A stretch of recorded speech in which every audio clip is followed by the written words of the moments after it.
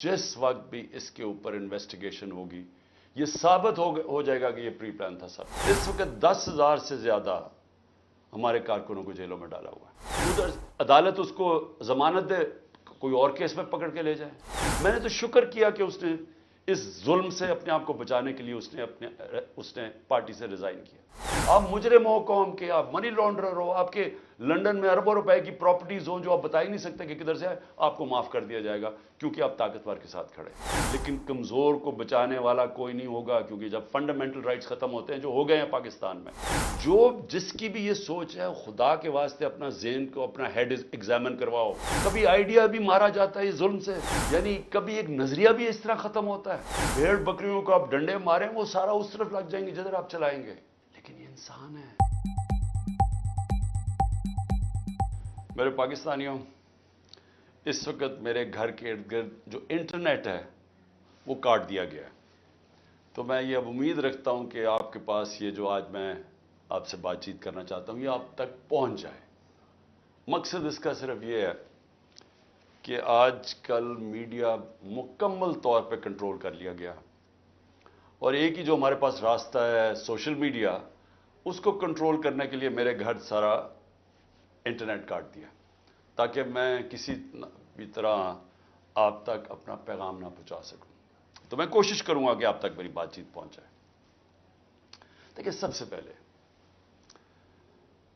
मैंने जिस तरह की बर्बरियत, बल्कि मैं इसको कहूंगा यजीदियत, जिस तरह की जुल्म तहरीक इंसाफ के लोगों के ऊपर किया जा रहा है, पता नहीं, मुझे लोग कहते थे कि शायद ज़ियाउल हक के ज़माने में पीपल्स पार्टी के लोगों से ऐसा जुल्म हुआ, और थोड़े से लोगों से, इतने लोगों से तो कभी हुआ ही नहीं है जुल्म। इस वक्त 10,000 से ज़्यादा हमारे कारकुनों को जेलों में डाला हुआ है। जो कोर कमांडर का घर जलाया गया, उसका फ़ायदा उठाते हुए पहले से प्लान बना हुआ था। ये मैं आपको बता दूं, जिस वक्त भी इसके ऊपर इन्वेस्टिगेशन होगी ये साबित हो जाएगा कि ये प्री प्लान था सब कुछ। सो इसलिए उसके फ़ायदा उठाते हुए एक ऐसा क्रैकडाउन है जो मैंने पाकिस्तान की तारीख में कभी नहीं देखा। सिर्फ यही नहीं कि सिर्फ तहरीक इंसाफ के कारकुनों को अंदर डाला है, सपोर्टर्स को, सोशल मीडिया के लोग जो अपने तौर पे पार्टी में भी नहीं, जो पीटीआई के लिए ट्वीट करते थे, उनको भी अंदर डाल दिया। सारी लीडरशिप अंदर डाली हुई है। और निकलने का सिर्फ एक तरीका है कि एक वो जादू के लफ्ज कह दो, वो जिस तरह होता था ना, खुल जा सम सम। आप जादू का लफ्ज कह दें कि जी मैं तहरीक इंसाफ में नहीं हूं, तो आप रिहा हो सकते हैं। मजाक हो रहा है हमारे मुल्क के साथ। किसी भी दौर के अंदर मैंने ये नहीं देखा कि सिर्फ और सिर्फ आपके ऊपर, अगर आप नहीं कहते कि मैं तहरीक इंसाफ में हूं, तो आपके ऊपर जुल्म होंगे, तशद्दुद होगा, आपको इस जगह इस तरह की गर्मी के अंदर आपको दड़बों में बंद कर देंगे। लेकिन जब आप ये कहेंगे कि मैं तहरीक इंसाफ छोड़ रहा हूं, तो सब कुछ ठीक हो जाएगा, आपके सारे गुनाह माफ हो जाएंगे। और फिर मुझे जो हैरत है आज कि कोई ह्यूमन राइट्स की आवाज़ें नहीं निकल रही। वो जो लोग शोर मचाते थे आज़ादी सहाफ़त की और बड़ा जुल्म कर रहा है इमरान खान, वन साइडेड चीज़ें चल रही हैं। मैं खुद कह रहा हूं अपने कारकुनों को, अपने ऑफिस बेरर्स को, अपने ओहदेदारों को, कोई ज़रूरत नहीं है आपको सामने आने की। अपने घरों में ना रहो, छुप जाओ, क्योंकि ये जो अंधेरी रात है, ये जो रात में सबसे ज़्यादा अंधेरा है, ये ज़्यादा देर नहीं चलता। चले जी, मेरे बड़े खिलाफ होंगे, लेकिन डेमोक्रेसी के लिए तो साथ। तो वही जो तमाशा है, ये कैसे देख रहे हैं? क्या उनका कोई ज़मीर नहीं जाग रहा? क्या जब उन्होंने शीरीन मज़ारी से जो हुआ और जो उसने फिर आखिर में जाके पार्टी छोड़ी, क्या उनको कोई दिल में आवाज़ नहीं कोई आई कि ये इससे बड़ा जुल्म क्या हो सकता है एक माशरे पे? कोई आपको ये लगा नहीं? जो औरतों की तंजीमें हैं, जो औरतों के हकूक़ के ऊपर बात करती है, कि एक ऐसी औरत जो बेवा, वालदा उसकी बेवा, बेटी एक जो उसका ध्यान रख रही है, जो ब्लड प्रेशर की मरीज, उससे जो इन्होंने किया है इस गर्मी के अंदर, कभी एक जेल में लेके जाएं, उसके बाद उधर से निकाल के दूसरे जेल में ले जाएं, उधर अदालत उसको जमानत दे, कोई और केस में पकड़ के ले जाए, गुजरात ले गए इस गर्मी के अंदर। मैंने तो शुक्र किया कि उसने इस जुल्म से अपने आप को बचाने के लिए उसने पार्टी से रिजाइन किया। लेकिन किसको नुकसान हुआ? पाकिस्तान की पॉलिटिक्स को नुकसान हुआ। शीरीन हमारी टॉप पार्लियामेंटेरियन थी, सारे उसके दुश्मन भी जानते हैं कि वो एक मुहब्बे वतन पाकिस्तानी, वो कभी भी एंटी पाकिस्तान का नहीं सोच सकती थी। मुझे आज पैगाम आया है कि जी मैं अब और बर्दाश्त नहीं कर सकता। इन्होंने मेरे घर पे लोग भेजे, گھر کے اندر گھس گئے لوگ، انہوں نے آ کے رات کو بیوی، میرا 13 سال کا بچہ وہاں اندر گھس گئے، میری بزنسز کے اوپر، میرے رشتہ داروں کے اوپر پریشر ڈال دیا. لیکن کہتا آخر میں انہوں نے کہا میں تمہارے 13 سال کے بیٹے کو اٹھا کے لے جائے گیا، تو میں جی اور پریشر برداشت نہیں کر سکتا، وہ بھی چھوڑ گیا. کیا یہ ہمارے وہ لوگ جو کہ بڑے جمہوریت کے سپاہی تھے اور وہ ہیومن رائٹس آرگنائزیشنز، کیا ان کو یہ نظر نہیں آ رہا کہ یہ نہیں ہے کہ یہ صرف تحریک انصاف کو نقصان پہنچ رہا ہے، یہ ہماری جمہوریت ختم کی جا رہی ہے. یہ وہ دور آ رہا ہے کہ اس کے اندر جمہوریت ختم ہو جائے گی، کیونکہ اس میں صرف یہی نہیں ہو رہا، ایک جو بنیادی چیز ہوتی ہے جمہوریت میں، فنڈامنٹل رائٹس، بنیادی حقوق کی حفاظت کی جاتی ہے جمہوریت میں.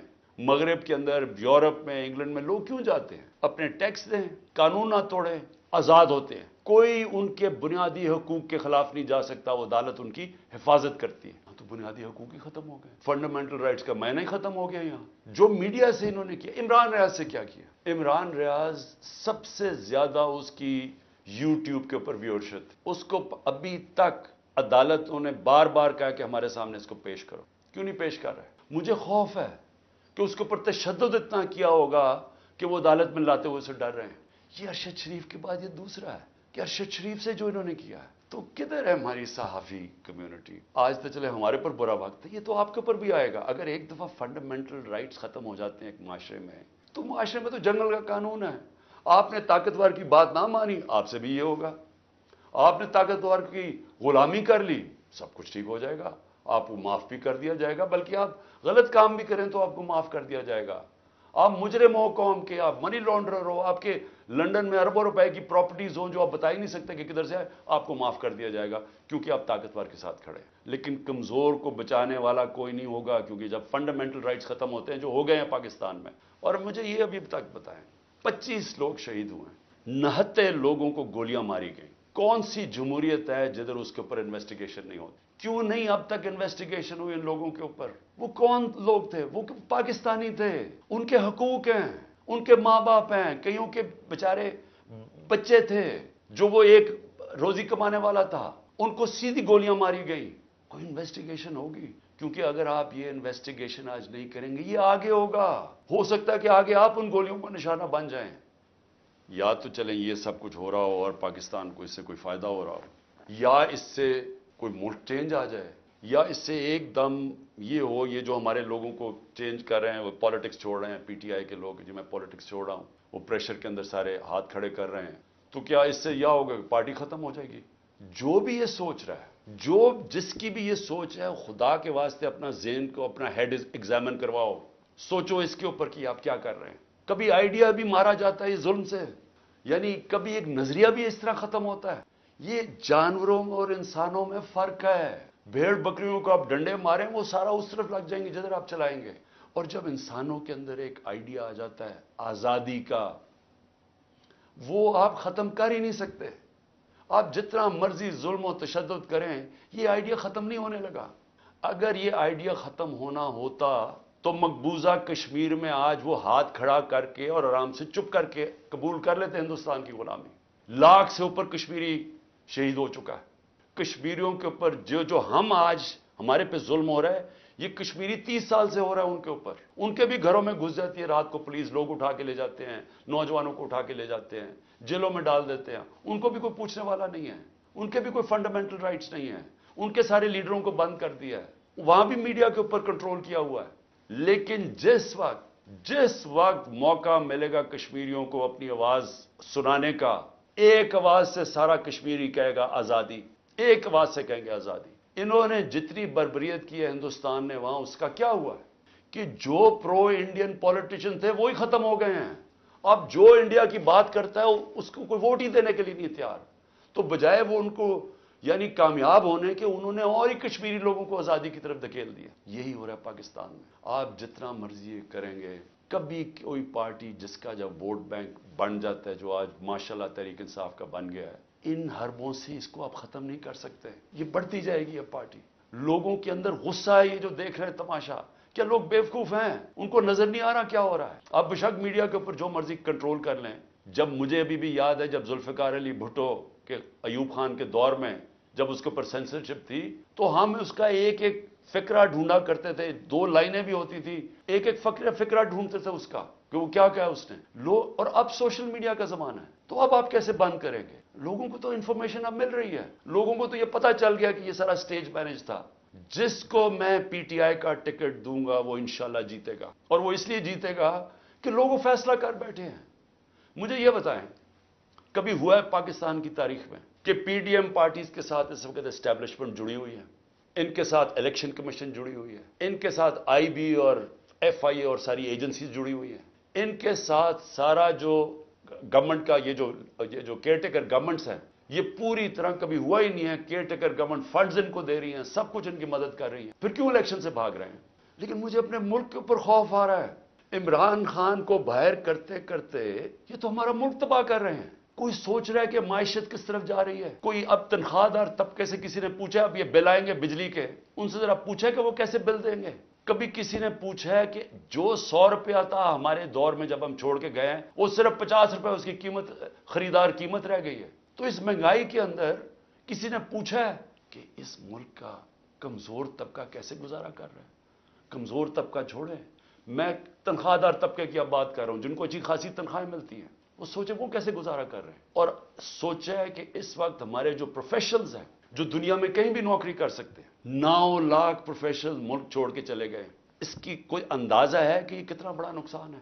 جب اس ملک کے پروفیشنلز, پڑھے لکھے لوگ چھوڑ کے ملک جا رہے ہیں, سوچیں یہ ملک کدھر جا رہا ہے. اور دوسرا, ڈالر جا رہے ہیں ملک سے باہر, سب ڈالر باہر بھیج رہے ہیں. اس وقت کوئی سرمایہ کاری نہیں ہو رہی, لوگ ڈالر خرید رہے ہیں. 300 سے زیادہ تو روپیہ ڈالر ہو گیا پاکستان میں. کیا اس کا اندازہ ہے کہ اب ملک کے اوپر کیا ہونے والا ہے؟ نہ کوئی انویسٹمنٹ آ رہی ہے, کوئی سرمایہ کاری نہیں آ رہی, نہ پاکستان کے اندر کوئی سرمایہ کاری کرنا چاہتا ہے, نہ باہر. وہ ڈالر پکڑ کے بیٹھ گئے. نہ باہر سے کوئی کمرشل بینک پیسے دینے کے لیے تیار ہے, نہ باہر سے کوئی انویسٹر آنے کے لیے تیار ہے. اور سارے جو پاکستان کے ہم ریکارڈ انڈیکیٹرز چھوڑ کے گئے تھے, ریکارڈ پہ ایکسپورٹس, آج ایکسپورٹس گر رہی ہیں. ریکارڈ پہ ریمیٹنسز تھیں, وہ آج ریمیٹنسز گر رہی ہیں. ریکارڈ ٹیکس کلیکشن تھی, آج ٹیکس کلیکشن گر رہی ہے. آئی ٹی 75% ہماری ایکسپورٹس بڑی تھی, فیوچر ٹیکنالوجی کا, وہ آج نیچے چلی گئی ہیں. آج جو ہمارا جو کسان ہے, ذرا اسے پوچھے تو صحیح کہ اس کے کیسا گزارا ہو رہا ہے, کتنا پیسہ تب بن رہا تھا, آج وہ کتنا پیسہ بنا رہا ہے. کیونکہ مہنگائی اتنی ہو گئی ہے کہ اس کے پاس اب ہاتھ میں اتنا پیسہ ہی نہیں ہے. جتنا کسان کے پاس پیسہ آئے گا وہ زمین پہ لگائے گا. کبھی پوچھا ہے کہ جو پروڈکشن سینٹر ہیں, جس سے دولت بنتی ہے, جس کی وجہ سے آپ نے قرضے واپس کرنے ہیں, جو ہے انڈسٹری بند ہو رہی ہے, آج بے روزگاری پھیل رہی ہے. ریکارڈ انڈسٹریل پروڈکشن تھی ہماری, 10.4% لارج سکیل مینوفیکچرنگ تھی ہمارے آخری مہینے میں, آج وہ گر رہی ہے. آج جو سب سے خوفناک چیز ہے کہ جب آپ کے باہر سے ڈالر کم آ رہے ہیں, جب آپ کے ڈالر کم آنے شروع ہو گئے ریمیٹنسز اور ایکسپورٹس کے, اس کا کیا ہوگا؟ قرضے بڑھتے جا رہے ہیں, ڈالرز کم ہوتے جا رہے ہیں. آج جتنا پاکستان اپنا ٹیکس میں پیسہ اکٹھا کرتا ہے, یہ سن لیں پاکستانیوں, جتنا ہم ٹیکس میں پیسہ اکٹھا کرتے ہیں سارا قرضوں کے اوپر سود پہ چلا جاتا ہے.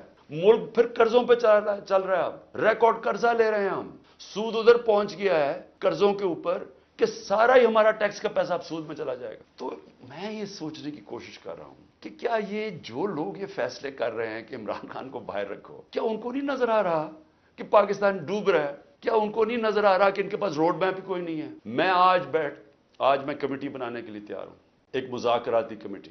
کسی سے بھی, وہ جو بھی اس وقت طاقتور لوگ ہیں, میں ان سے جا کے وہ بات کریں, وہ 2 چیزیں کر لیں. کیونکہ اور تو ابھی مجھے تو سمجھ نہیں آ رہی, ہم نے بڑی کوشش کی بات کرنے کی. اگر اس کمیٹی کو یہ بیٹھ کے کہہ دیں کہ جی عمران خان کے بغیر پاکستان بہتر ہو جائے گا اور آپ کے پاس کوئی سلوشن ہے, میں پھر سے کہتا ہوں کہ اس ملک کی خاطر میں چھوڑ دیتا ہوں, میں پیچھے ہٹ جاتا ہوں. اگر آپ یہ کمیٹی کو سمجھا دیں کہ میرے بغیر ملک بہتر چلے گا, چلے میں ملک کی خاطر یہ بھی چھوڑنے کے لیے تیار. یا دوسری چیز, یا اس کمیٹی کو یہ کہہ دیں کہ اکتوبر میں الیکشن کروانے سے پاکستان کو کیا فائدہ ہے. یہ تو ہمیں سمجھ آ رہی ہے کہ اکتوبر تک تحریک انصاف کو ان کا خیال ہے کرش کر دیں گے, لیکن پاکستان کو کیا فائدہ ہے؟ ہم کیوں اکتوبر تک انتظار کر رہے ہیں جب ملک نیچے جا رہا ہے؟ یا یہ 2 چیزیں کنونس کر دیں. میں اس کی کمیٹی بناؤں گا, میں انشاءاللہ کل اناؤنس کر دوں گا. لیکن میں آج آخر میں 2 چیزوں پہ اب ختم کرتا ہوں. دیکھیں, آپ اس وقت ہماری آخری امید ہے. پاکستان میں اب رول آف لا ختم ہو چکا ہے. آئین اس ملک کے اندر تقریباً ختم ہو چکا ہے. جب 14 میں میرا یہ رائٹ تھا, میں نے اسمبلیز اپنے آئین کے مطابق ڈیزالو کی تھی, 2 اپنی اسمبلیز. میں نے اپنے آئین کے مطابق ڈیزالو کی تھی کہ 90 دن میں الیکشن ہوگا. کدھر گیا الیکشن؟ 14 مئی کی انہوں نے ڈیٹ دی چیف جسٹس صاحب نے اور سپریم کورٹ. 14 مئی گزر گئی, کسی کو کچھ فرق ہی نہیں پڑا. تو اس کا مطلب تو آئین جب آپ کا گیا ہے تو رہ گیا جنگل کا قانون. اب تو اس میں مطلب کہ جو طاقتور وہ فیصلہ کرے گا کون سا آئین کی شکل پہ چلنا ہے اس نے. نظریہ ضرورت تو شروع ہو گیا پاکستان میں. میں اپنے سپریم کورٹ کے ججز کو, مجھے پتا ہے آپ کے اندر اختلافات ہیں. آپ نے اگر اس ملک کی جمہوریت کو نہ بچایا اور آخری امید اب آپ رہ گئے, یہ تاریخ آپ کو معاف نہیں کرے گی. کیونکہ جا رہا ہے جس طرح پاکستان جا رہا ہے, یہ ساری ہماری ڈیموکریسی کو ڈسمینٹل کیا جا رہا ہے. سارے جو جمہوریت کے ادارے ہیں وہ ایک ایک کر کے تباہ کیے جا رہے ہیں. یا جمہوریت نہیں ہے اب. ہم تو میں بیٹھا ہوتا ہوں ہر روز کہ کس دن آ کے مجھے پکڑ لیں گے. ایک دم انٹرنیٹ بند کر دی پکڑ کے. یعنی کون سی جمہوریت میں ہوتا ہے؟ سارے لوگوں کو جیلوں میں ڈالتے. مجھے یہ نہیں پتا میں اب کسے کانٹیکٹ کسے کروں. میرے سے کانٹیکٹ ہی کوئی نہیں ہو رہا. نہ مجھے لیڈرشپ ملتی ہے نہ کوئی ملتا ہے. جو میں زوم پہ میٹنگ کرتا تھا انہوں نے وہ انٹرنیٹ بند کر زوم ہی ختم کر دیا. آپ کے اوپر اب ہے کہ اس ملک کی جمہوریت کے لیے سٹینڈ لیں.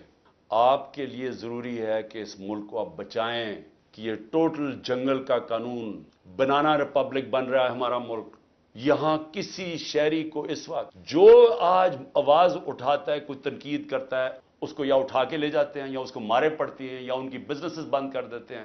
یعنی یہ تو ایسے لگ رہا ہے کہ ہم وہ ہٹلر کے گسٹاپو کے دنوں میں بیٹھے ہوئے ہیں. یعنی ہمارے لیے تو وہ دن آ گئے. آخر میں القادر کے اوپر دیکھیے چیزیں اب آپ نے ایسے سمجھ رہے ہیں کہ یہ ساری جو ایک کیبنٹ کے اندر فیصلہ ہوا تھا 3 دسمبر 2019 میں, سارا میرا جو کیس بنا ہوا ہے وہ یہ کہہ رہے ہیں کہ یہ عمران خان آپ نے فیصلہ غلط کیا. آپ نے یہ فیصلہ اس لیے کیا کہ وہ القادر ٹرسٹ جو 1 سال پہلے بننا شروع ہو گیا تھا, آپ نے فیصلہ کیا اور اس کی گراؤنڈ بریکنگ ہو گئی تھی اس سے 7 مہینے پہلے. لیکن یہ کہہ رہے ہیں کہ وہ القادر ٹرسٹ میں کیونکہ آپ کو فائنینشلی فائدہ ہوا جو کہ نہیں ہوا, اس لیے آپ نے یہ غلط فیصلہ کیا. کیبنٹ کے سامنے یہ چیز رکھی گئی کہ جی ہمارے ایک ملک ریاض کے اور این سی اے ہوتا ہے نیشنل کرائمز, ان کی نیشنل کرائم ہوتی ہے ایجنسی, وہ این سی اے نے ملک ریاض کے پیسے فریز کر دیے 190 ملین پاؤنڈ انگلینڈ کے اندر. اور ورڈ یہ سنیں, انہوں نے کہا یہ سسپیشس ٹرانزیکشن ہے. انہوں نے منی لانڈرنگ نہیں کہا, انہوں نے کہا کہ ہمیں شک ہے کہ یہ پیسہ, انہوں نے پیسے فریز کر دیے. ملک ریاض اور این سی اے کے بیچ میں ایک اگریمنٹ ہو جاتی ہے, ان کے وکیل اگریمنٹ کر لیتے ہیں. اس اگریمنٹ کے تحت یہ فیصلہ ہوتا ہے, ملک ریاض کہتا ہے کہ یہ جو 190 ملین پاؤنڈ ہے یہ میں پاکستان میں جو میں نے سپریم کورٹ کو وعدہ کیا تھا, جو میرے اوپر جرمانہ لگا تھا, میں یہ اس اکاؤنٹ میں ڈالنا چاہتا ہوں سپریم کورٹ کے. ہماری کیبنٹ کے سامنے اب یہ آتا ہے کہ آپ کے پاس 2 چوائسز ہیں. اگر آپ اس کو یہ اگریمنٹ کو کانفیڈینشل رکھیں گے, یعنی آپ کیبنٹ کے اندر کھولیں گے نہیں, کیونکہ انہوں کا یہ تھا کہ جب کیبنٹ میں اگریمنٹ کھلے گی تو وہ پبلک ہو جائے گی, کیونکہ کیبنٹ کے منٹس پبلک ہو جاتے ہیں. تو انہوں نے کہا کیونکہ وہ پبلک ہو جائے گی اس لیے ہم اس کو کانفیڈینشل رکھتے ہیں, لیکن اگر عدالت کھولنا چاہے تو وہ کھول سکتی ہے, یا کوئی ایجنسی نیب کوئی کھولنا چاہے کھول سکتی ہے. یہ تھی اگریمنٹ. لیکن اگر آپ یہ نہیں مانتے, اب یہ ذرا غور سے سنیں, اگر آپ اس کو کانفیڈینشل نہیں رکھتے تو آپ کو پاکستان کی گورنمنٹ کو برطانیہ کے اندر جا کے کیس کرنا پڑے گا کہ یہ جو 190 ملین پاؤنڈ ہے یہ پاکستان سے منی لانڈرنگ ہو کے گیا ہے, اور آپ کو ثابت کرنا پڑے گا کہ یہ پاکستان سے منی لانڈرنگ ہوئی ہے. اب سمجھ گئے؟ اب اگر آپ یہ کیس ہار گئے تو یہ پیسہ انگلینڈ میں رہ جائے گا, یہ آپ کا 190 ملین پاؤنڈ چلا جائے گا, یہ انگلینڈ میں رہ جائے گا. تو اگر آپ کو وہ کیس جیت جاتے ہیں تو پھر وہ پاکستان میں آئے گا, اور وہ دوسری مد میں آئے گا.